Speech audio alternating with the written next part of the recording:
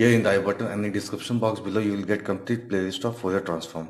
Welcome to video number 11, and in this video we are going to solve very important problem. Okay, basically in this video we are going to prove this, and these two are very important results. Okay, and in video number 12 by the help of these two results we are going to solve. Okay, we'll solve a problem. So before I start this video, I would request you to subscribe to my channel, and if you learn something from my videos, then please hit the like button and do share the playlist of Fourier transform with your friends. In this way only you can support me. So let us start.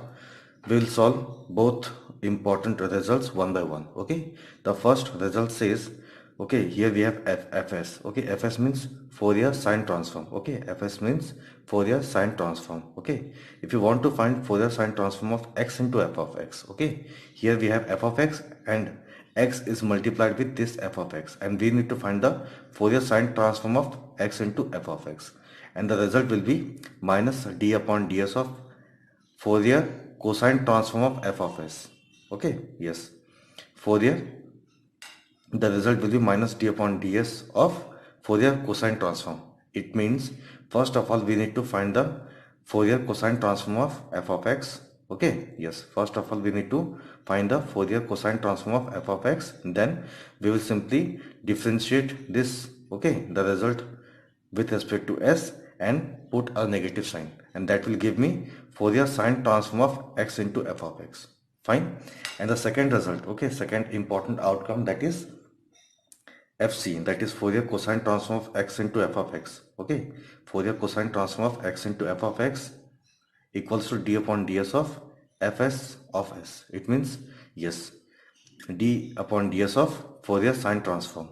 Okay, it means first of all, if let's say f of x is given, okay, in the problem it is x into f of x. It means first of all we need to find the, yes, Fourier sine transform of f of x. First of all we will find the Fourier sine transform of f of x, then we will simply differentiate this with respect to s. Okay, that will give me Fourier cosine transform of x into f of x. Okay, now we need to prove both important results. So first of all we'll prove the first part. Okay, since we know that, okay, yes, here you can see, to get this result we need to differentiate this part. Okay, then we need to put a negative sign. Okay, so let us prove this first part.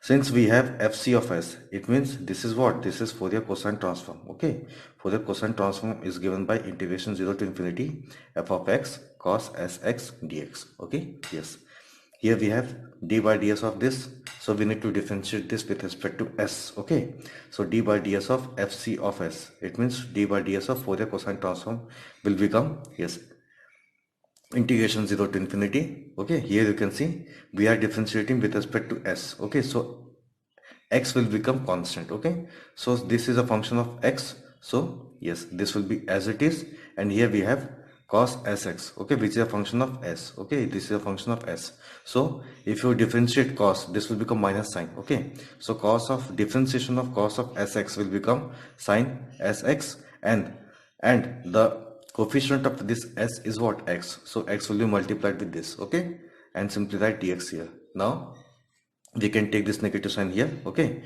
integration 0 to infinity, okay, x into f of x, here this is sine sx dx. Now this, okay, here you can say f of x is replaced with x into f of x, so we can say this whole part is Fourier sine transform of x into f of x. Okay, and negative sign is as it is. Okay, now if you take this negative here, okay, if you take this negative here, because this equals to this, okay, if you take this negative here, so finally you will get this result, that is Fourier sine transform of x into f of x is equals to minus of d upon ds of Fourier cosine transform. Okay, yes. So after solving first part, we will come to the second part, that is Fourier cosine transform of x into f of x equals to d upon ds of Fourier sine transform. Okay, yes. So here again, since we know that, yes, since we know that Fourier sine transform is equals to integration 0 to infinity f of x sine sx dx.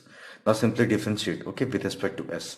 So this is going to be d upon ds of Fourier sine transform. Okay, and this is equals to integration 0 to infinity f of x, yes, in differentiation of sine will become cos. Okay, so differentiation of sine sx with respect to s, okay, this will become cos sx, and the coefficient of s is what? X. So x is multiplied. Okay, yes, simply write ds here.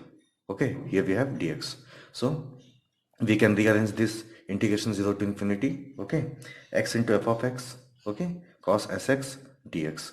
Now here if it is f of x, then it is Fourier cosine transform of f of x, but here we have x into f of x. Okay, here we have x into f of x, so this is going to be Fourier cosine transform of x into f of x. Okay, so this equal to this, so we can say we have proved the second part also, that is Fourier cosine transform of x into f of x equals to d upon ds of Fourier sine transform. Okay, and hence proved. Now we'll take the help of both these result to solve next problem. Okay, thank you.